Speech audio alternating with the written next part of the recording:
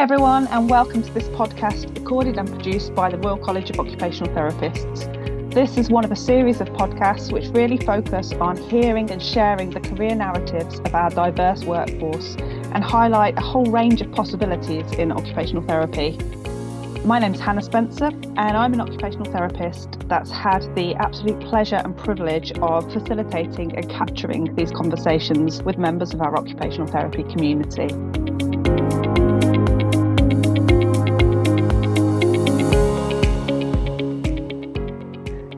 So let's start with some introductions. Do you mind introducing yourself and your current role or roles? Okay, so I'm Bresi-Ando. I'm an occupational therapist. I work independently, running my own business. I call myself director / occupational therapist, but it's just me in my business. Brilliant. So the purpose of our conversation today is around your career journey and thinking of your occupational therapy career, your experiences on getting to this point. And I guess I've used the Cower analogy, the Cower approach to kind of guide the questions and guide us through the conversation. I found it helpful in my thinking, so you'll kind of see that come through as well. So let's start right at the beginning. What drew you to occupational therapy? Can you pinpoint the source? How did it all start? Well, actually, I looked at occupational therapy when I was at school, so like GCSE time, coming up to GCSEs, A levels sort of thing, and it was a choice between that and physiotherapy. And I did some, as part of like school work experience, I did some work experience as a physio assistant in a hospice that was local to me and my school, and kind of played around with the idea more of physio, and then actually and didn't do that at all, didn't go into anything to do with health.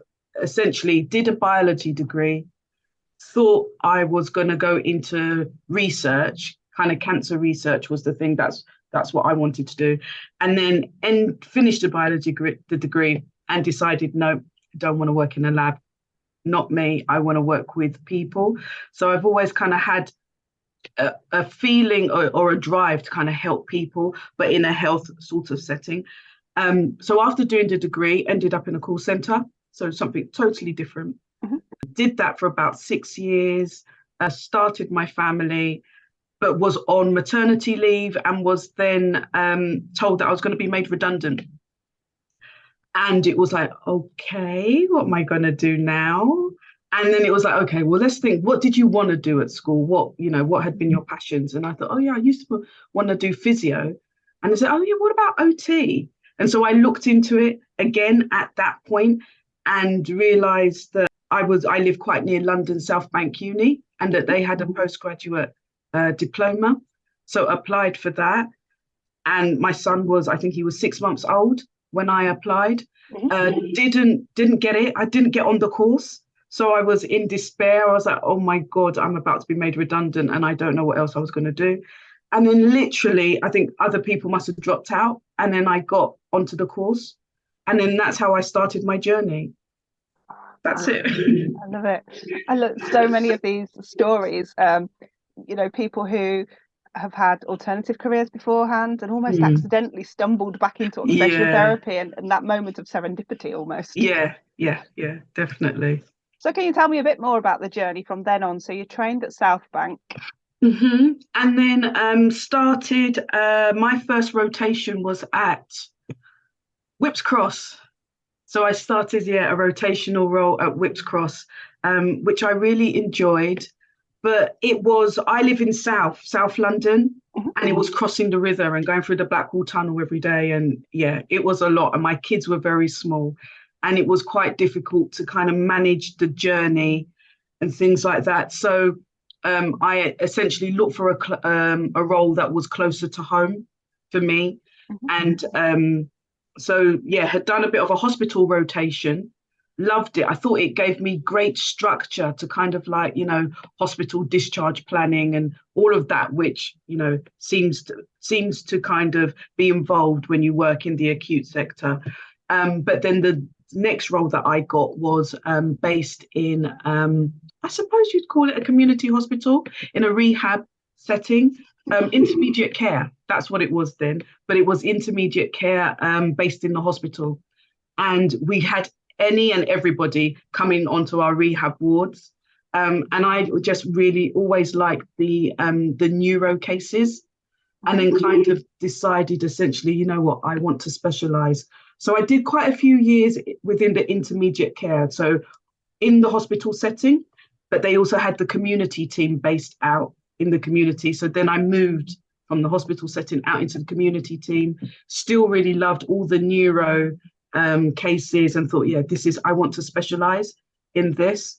And then a job post came up for a place that I had been on placement for, which was still quite local to me. And I had loved my supervisor there. We got on really well. And she really I felt like if there was ever going to be a job that came up within that team, I would go for it. And a job came up and I went for it. And I didn't tell my supervisor that I was going for it. So I literally turned up to the interview. And she was like, don't I know you? I was like, yeah. But yes, I got it. And then that kind of really started my neuro rehab journey. And I have specialized in that ever since. So essentially worked in the NHS for about 12, 13 years, all around South London, different kinds of roles. When I was in the NHS, I would say that stroke rehab was my speciality. Mm-hmm. Generally, that was the thing that I really liked. And working in early supported discharge teams, and then kind of leading my way up to leading stroke teams as the years progressed, mm-hmm. and things like that. And so my last job actually within the NHS was as what was called a neuro navigator. So it was a new role. It was a pilot where essentially all the different boroughs in Southeast London were allocated a neuro navigator. And our role was basically to support that borough and in guiding the community teams and the hospitals within that borough with the really complex neuro cases, the ones where therapists were struggling, like, I don't know what to do. I don't know where we should be referring them. So that was the role of a navigator, which was really very different because I wasn't holding a caseload. So it was a lot of liaison with commissioners, different stakeholders, like charities within different boroughs, community teams, the hospitals. So it was very different to how I'd worked before, but I really enjoyed that. But at the same time, I was starting to think about working a different way, wanting to be a little bit more creative, have more time to myself. So a better work-life balance. And I thought about doing some independent work. So essentially, I combined that with my NHS role. I went part-time in the NHS role and was doing some independent roles. And I did that for a little while to kind of test the waters, see if it was something that I was going to be able to still pay my mortgage with if I went full-time, all of those concerns that you have. And then I decided, yeah, okay, I'm going to do independent full-time, which I did. I think I started that in 2018. And yeah, I basically just leapt in, fingers crossed, and started doing full-time independent work. So what's contributed to the flow along the way? What skills, experiences, opportunities have contributed to that drive, that flow? I would say everything, every experience. There's nothing that I haven't used. So from, basic, when you first start out as a new grad and you're learning all of that basic information about, equipment, bath boards, raised toilet seats, and all that information that you gather from support workers, because you don't come out of university knowing that stuff. It's all the support workers and other OTs who've been there a bit longer than you who teach you actually how do you measure across the bath to get the right size bath board, all of that. And to being part of stroke discharge teams and going into hospitals to liaise with the acute therapists, to bridge that link between acute and community, and, making connections and building relationships with consultants, but, all the different therapists in the hospital, who know you and, or can call you up and say, oh, Joe, we're thinking of referring this person when they come home. Are they going to be suitable? Do they fit the criteria for your rehab team? All of that.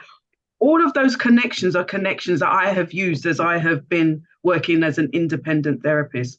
I would say that a lot of my work, a lot of people's knowledge of me, I think, has come because of the relationships that I built whilst working in the NHS. The only thing I would say that I didn't have was the business skills. Okay. We're not taught that as OTs. I think it's getting better now, but certainly when I was training, being an independent OT didn't even seem to be an option. I didn't even know that you could be an independent OT. And, just the variety of ways in which that you can work as an independent OT were just not made known to me. And then actually think, okay, well, you have the clinical skills. What about the business skills? And so that had been a very steep learning curve, I think, picking up business skills, deciding whether you're going to be a sole trader or a limited company, insurance, indemnity, all of those things, cash flow, having an accountant, doing your accounts, paying your taxes, all of that has been a steep learning curve.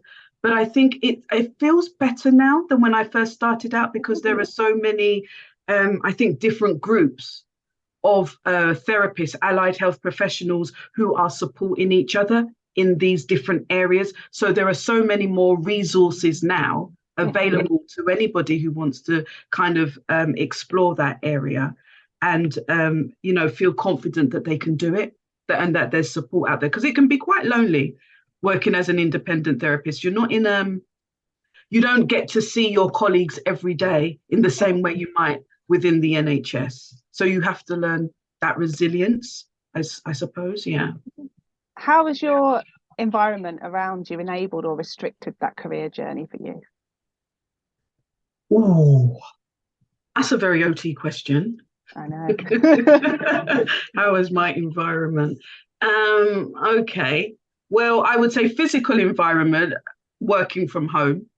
I used to work in my dining room. Didn't really have a dedicated space, but then the pandemic changed that. And when everybody was at home, I was like, no, I need my own space. So basically turned one of a little box room into my office. And that's my dedicated space now to do work. And it feels like that feels really good, because that really helps me to focus. I'm one of those people who can get really distracted. And, if I'm near the TV will go on. Or, okay, I'll just walk to the kitchen and get some biscuits, or, so I need to be away from all of that stuff. So, yeah, and I'm one of those people who like bright environments. I need a lot of natural light, and it needs to be brightly colored, flowers, all the things that kind of make me feel good. Lots of smelly candles, stuff that kind of smells that help you focus. So from a physical environment, that's very important for me to kind of help me really focus when I'm working, writing reports and notes and that type of thing. From a social environment, I suppose having an understanding family, particularly when I started out and hadn't got the balance quite right around my working hours, and just thinking, oh, well, it's my own business. I can work whatever hours. And then realizing I was probably working a lot harder than I ever did in the NHS. Because you don't want this thing to fail, and you're the only person who has to do everything. So like working 7 days a week and realizing, no, that this can't work. Sustainable. That's not sustainable. And then gradually learning how to kind of set some boundaries for yourself when you're working out of your own home environment and still having a family life. So having good family support and understanding has helped.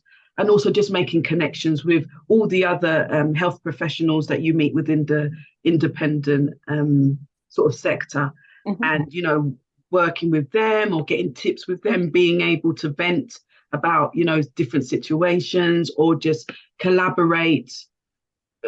So I think having that good support network of people who understand what you're going through is also really important in terms of environment.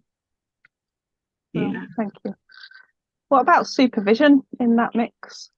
particularly as So an yes, independent yeah, practitioner? you still have to, code of ethics and all of that. You still need to get, you still need to have supervision. So I have supervision. I pay someone to supervise me, and it's no different to supervision in the NHS, really. Mhm. But if you're bringing your caseload, you're talking about what's going on, your thoughts, your concerns. So yeah, supervision is still very beneficial. Maybe even more so because you're not surrounded by a team of OTs where you might just sometimes it's easier to grab informal supervision when you're Yeah. in a team because you can literally sound somebody out about something and then you've got your answer there and then instead of having to wait to a formal supervision session. A little bit harder, I think, probably as an independent practitioner if you're working by yourself.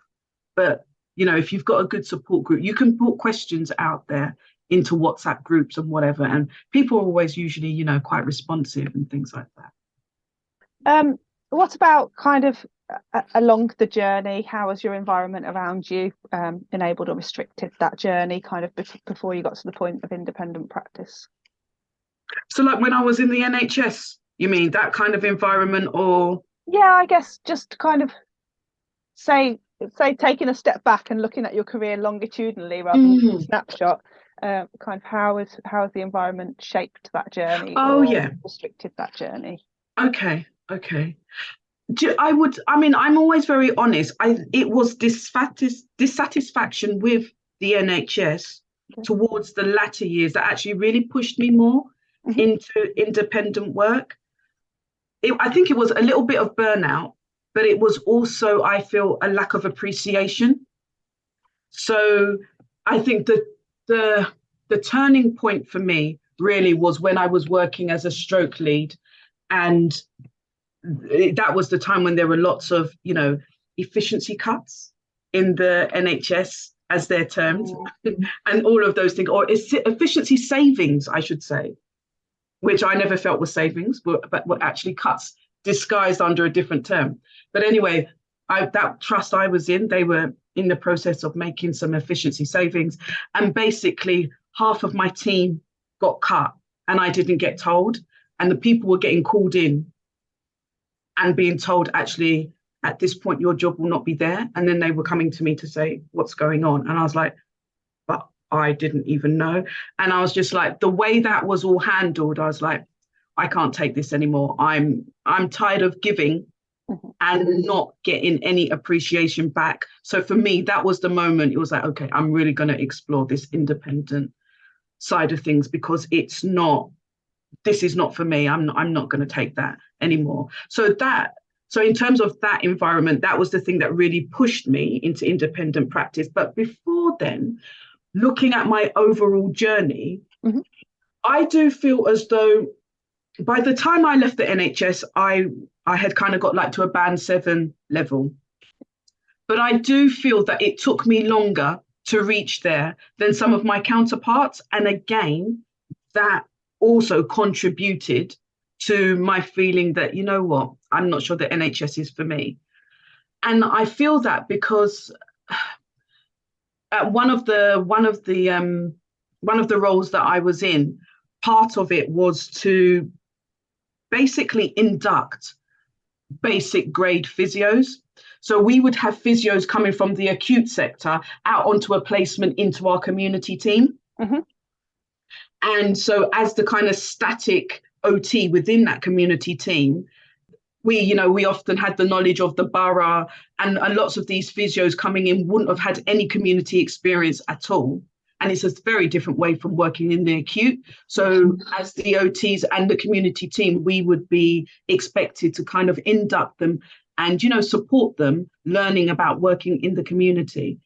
And so I was very happy to kind of do that. And it was always nice then having those relationships with people back in the acute sector. So that was a good thing. But the bit that started me thinking about why aren't I moving on as fast as some of my peers was when I saw people who were basic grades and suddenly I had heard that they were in band 7 roles. And I'm like, weren't they just a basic grade?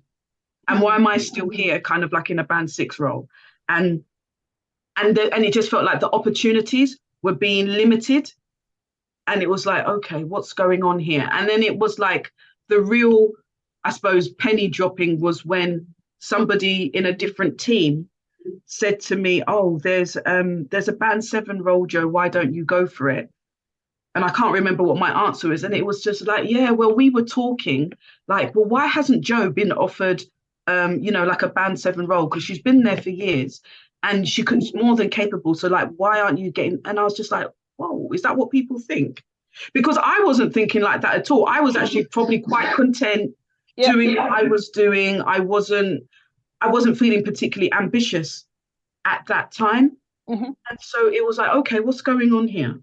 Why am I, if not being passed over for opportunities, why am I not being pushed towards opportunities that are out there? If it's widely acknowledged, I've got the skills to do it. So then basically something came up, a training course came up through, I think, the NHS Leadership Academy, and it was for people from different minorities, underrepresented at higher levels within the NHS. And I applied and I went on it. And that was really good because that started to give me confidence to develop some leadership skills and to move myself on forward, because it was very much about how do we get underrepresented people into higher levels of management, I suppose, within the NHS as a whole. And that kind of opened up my eyes to actually how cliquey the NHS can be. Sometimes it's still very much about who you know. Yes, you might have the skills, but if you kind of know somebody at a higher level management, it doesn't harm you, is what I'm saying. I'm not saying it helps totally, but it doesn't harm if you're kind of known to senior managers and things like that. And if you fit within that clique. And that's not me saying it's about race or gender or anything about that. I just feel that there are elements sometimes, if you don't open your eyes to it, or if somebody doesn't open your eyes to kind of like the way that the NHS really works in terms of progression, you can be stuck at one place for a very long time until either you make a decision to change or somebody's like really pushes you. And there are always really good managers. I've always been quite lucky, I think, with like my managers and team leaders who have always been really supportive. And if I've said I wanted to do something, they've always kind of given me a push. So I've been very lucky like that, but not everybody has that. Yeah. So that's how I kind of look at my journey. I think it took me longer to get to where I am now than it should have done. It sounded like it kind of took somebody else asking the question of why to prompt your question of why. Yeah, definitely. Yeah. So you kind of alluded in that answer there about boulders along the way and challenges along the way. What have been the challenges along the way for you, and what helped or would have helped? I think for me, lack of confidence is probably one of my biggest challenges. Yeah, I'm not one of those people who sounds, as I'm saying it, I'm laughing because obviously if I've had to push myself to where I am now, but I think naturally I'm not somebody who I don't like the spotlight. I'm quite content kind of just, I'm a listener and I'm an observer. I like people watching, that type of thing. And I like one-to-one kind of very direct work. So for me to kind of push myself out there and get myself noticed is very difficult for me. I will do it, but it's not comfortable. I don't find it comfortable at all. So that is always a challenge for me, kind of having the spotlight on myself. But I do push myself into these positions because I realize it's good for my self-development and the things that I want to do. Not being able to say no is also a challenge sometimes. Not being, taking too much. So sometimes having too much of a caseload. This was even within the NHS, not just as an independent practitioner, but yeah, maybe taking on one too many people on your caseload because you can see that somebody desperately needs help and you don't want to be the one to say, no, I can't help you. And I still struggle with that. Even if I can't help directly, I will always try and signpost or say, oh, okay, I'll put the word out here. I'll try and help. I'll try and do something not a complete shutdown, like, no, I can't help at all, because I find that quite difficult to do. I think those are the main sorts of challenges I have. I think that saying no thing comes up Mm, so often, doesn't it? I just yes. it just won't come out. No, it's just like, oh, go on, are you sure you can't help? That's the voice in my head. Are you sure? Are you sure you can't help? Absolutely. Do you feel that you've been able to be and to bring your authentic and best self to occupational therapy? It sounds a little bit like a process for you. Yeah, I think that comes more with experience Okay. and confidence as an occupational therapist, and confidence in your clinical skills. I suppose I'm quite a direct person anyway, in that if I'm asked to describe myself in terms of like when I relate to clients particularly, it's the word no nonsense comes to mind, but it's not as harsh as it seems. It's more about honesty. And working in rehab, you have to be honest. So for me, that's a big thing. But there's a way to be honest. It's not about shutting down somebody's hope completely, about some sort of goal that you might think is unachievable for them, but that's what they're holding on to. It's a way of being honest with them that, okay, look, maybe not just right now. This is where we need to start from. We're not ruling that out, but actually, we've got some more basic steps we need to do. So I would say probably yes, I have. And I think also because I came to it as a mature student. So I already knew who I was. I already had life experience. I had a family. I'd worked before, mortgage, all of that. I think kind of you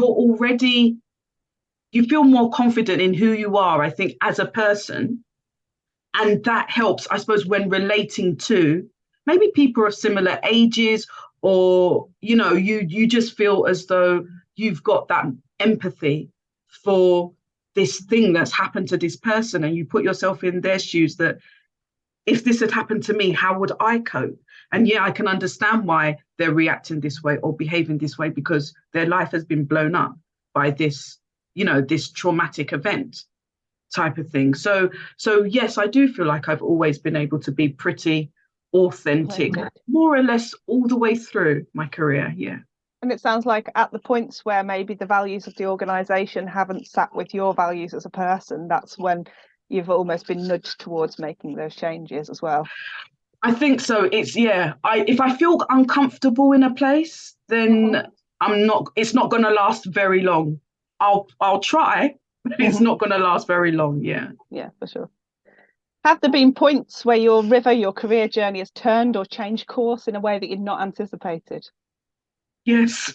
Yes, totally. If you asked me at the start of my career whether I thought I'd be ever doing this, no, I would never have even considered it.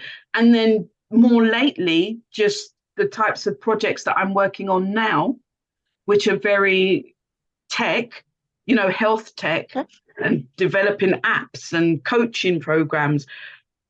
2 years ago, no, I would never have thought that I would have got into that. And sometimes I still don't even know how I've ended up here. But then sometimes that's been my journey, in that my career's not always been that planned. I think some people kind of have a plan for where they want to go.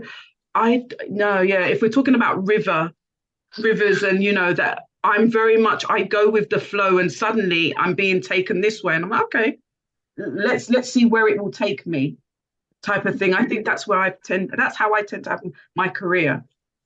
And I think that's an awesome thing to hear in itself, isn't it? Because so much focus on career progression and development is on this ladder or on this hierarchy, but actually the scope and the potential is so much more diverse than that, isn't it? Totally. Yeah. And can naturally evolve in ways that you don't anticipate. Exactly. What has been most important or helpful for you in that development and progression along the way as an occupational therapist, you think? I think having a network, having people to talk to about ideas, seeing what's possible. Mhm. you know, seeing what's possible, knowing that you're not alone when you're doing something, and that you're not crazy for thinking, oh, I want to try this type of thing, and that people are also interested in what you're doing, Yeah. and yeah, and how things are going for you. So I think it's about that support network of people who are, who are similarly minded to you, I Mhm. think. Yeah. Having that community, I guess, and, and Yeah. and using the assets of our own community in growing Yeah. each other. Yeah. Yeah. Yeah. What do you wish you'd known as an early career occupational therapist or prior to joining the profession? What would you say now to that early career self? Mm. I think it's probably about the career progression, Mhm. in terms of, you don't have to focus so much on, okay, band 5, okay, I need to get to band 6, band 7, okay, I need to get to band 8. And then, that push, that kind of, you're almost on a, what's the word? Maybe escalator, almost like there's only one way to progress. Mhm. So maybe telling myself that there isn't only one way to progress. There's lots of different ways. And whenever you get there, when you get there, is probably okay. Brilliant, isn't it? Yeah. It's challenging that assumption and that narrative that we kind of expect of ourselves, and we Yeah. internalize it, don't we? Yeah. Yeah. Yeah. Yeah. Where's next for you, Joe? That's a question. I don't know. I don't know. And Right. that's a cool thing as well, isn't it? Yeah. And just being willing to go with the flow and Yeah. Just do what I'm doing right now. Concentrate on working with my clients, Mhm. different projects every now and then to kind of keep things interesting, and maybe grow my business. I don't know. People say to me, oh, you should grow your business. You should take on some more people. And I'm like, now I'm becoming an employer and I don't know if I want to do that. But who knows? Who knows? I don't know. Well, I think the word should as well is a dangerous word, isn't it? Yes. Yeah. Yeah. Sure. Is there anything that you'd add to anything that we've discussed today? Is there anything that we've kind of glossed over or missed out, or that you would have liked the opportunity to say? Maybe just as an undergrad, as a student, Mhm. if you're watching this, to kind of keep your options open about what OT can be and what you should be or should be doing. It's harder when you're in a large corporation organization like the NHS or social services, because obviously there are parameters and there is a very specific job role to be done for the people that you serve.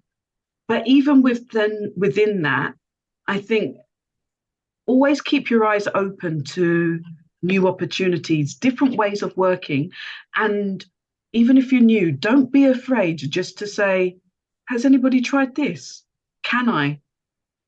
Can we do it this way? Or because you're going in somewhere with new eyes, and those things are still valuable. It doesn't matter how new you are to a place or an organization. So I think it'd be about, be open-minded and keep your eyes peeled for maybe innovative ways of doing things.